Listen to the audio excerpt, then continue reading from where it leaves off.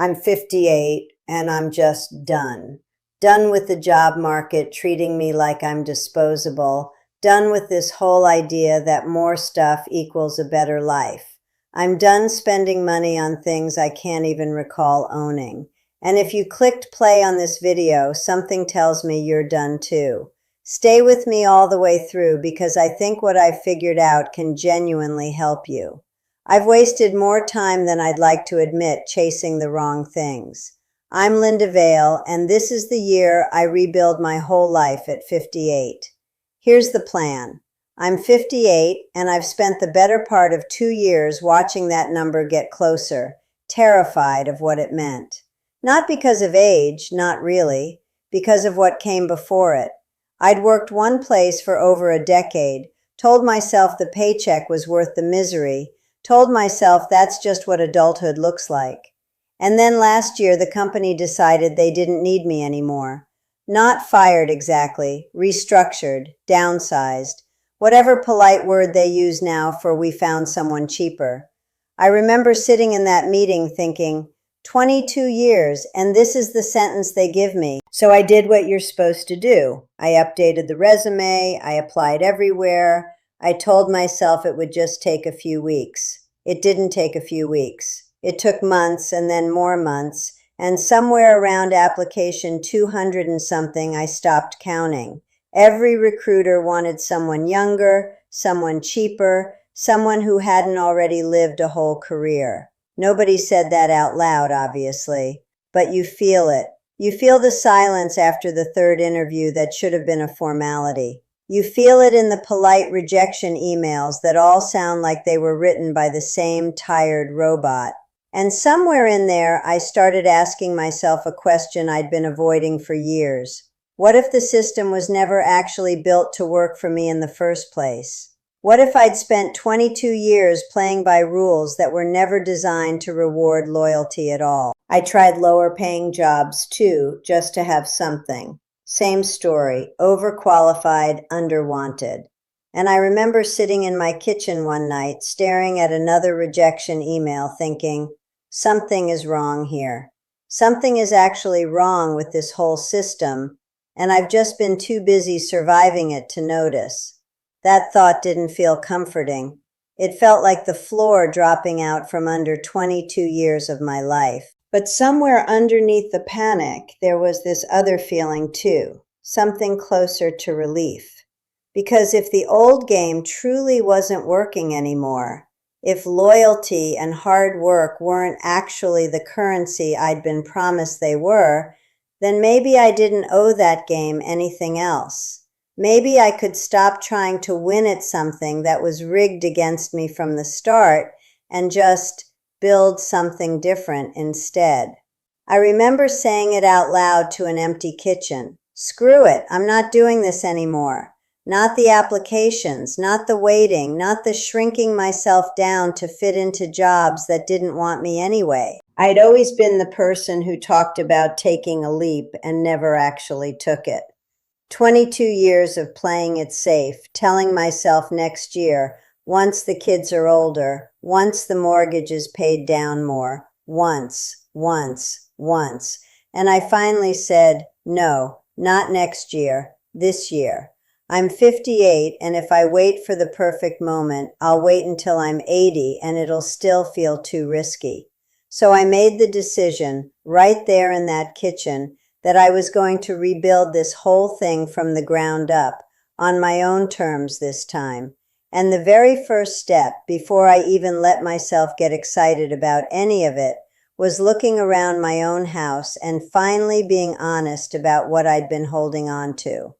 The first weekend, I told myself I was just going to clean out one closet. One closet turned into the spare room, which turned into the garage, which turned into a truly humbling multi-week project I did not see coming. I've always thought of myself as a fairly minimal person. No fancy car, no designer anything. A house that's honestly smaller than most of my friends. So I figured this would be quick. It was not quick. I found 3 different sets of workout equipment I hadn't touched in years, still tagged in some cases. a dehydrator I bought during some phase I can't even remember having, craft supplies for a hobby I tried for exactly one weekend a decade ago, boxes of cables for electronics I no longer even own, a whole shelf of someday projects that someday never once arrived for. And the thing that really stopped me cold was a drawer full of receipts, actual paper receipts, for things I genuinely could not identify anymore. I stood there holding one, just staring at it, thinking, I don't even know what this was for. I spent real money on something I can't even picture in my head. That's when it hit me, harder than the job loss honestly had. If I couldn't even remember buying half of this, what exactly had all of that money and all of that time actually bought me? Not happiness, not security clearly, since one restructuring wiped that illusion out completely. Just stuff. Stuff sitting in a garage, quietly gathering dust, while I worked myself into the ground to be able to afford more of it.